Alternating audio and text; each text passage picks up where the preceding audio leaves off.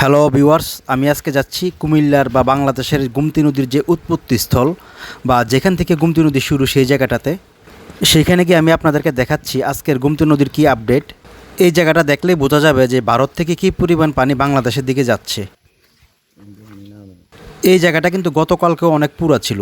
আমি গতকালকে এই জায়গায় এসেছিলাম, কিন্তু সামনে যে খেজুর গাছটা দেখা যায় এইটুক পর্যন্ত পানি ছিল। আমি এখন যেখানে দাঁড়িয়ে আছি গতকাল কিন্তু এই জায়গাটার মধ্যে পানি ছিল, কিন্তু আজকে এই জায়গার মধ্যে কোনো পানি নেই। আর এই জায়গাটাই হচ্ছে বাংলাদেশে গুমতি নদীর শুরুর অংশ। এই জায়গাটা ভারত বাংলাদেশের একদম সীমান্তবর্তী এলাকা।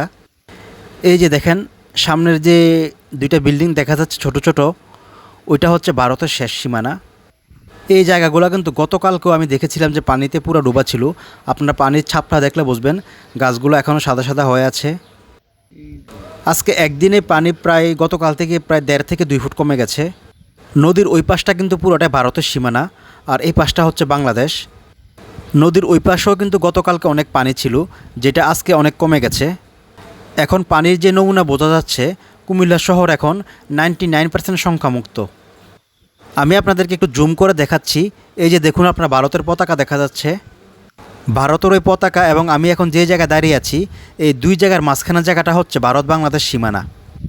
আর ওই পতাকাটা হচ্ছে ভারতের শ্রীমন্তপুর চেকপোস্টের মধ্যে, যার এই পাশটা হচ্ছে বাংলাদেশের বিবির বাজার চেকপোস্ট। সবাই এখন আশঙ্কামুক্ত থাকেন, কারণ পানি আসার গতিও কিন্তু আগের চেয়ে অনেক কমে গেছে।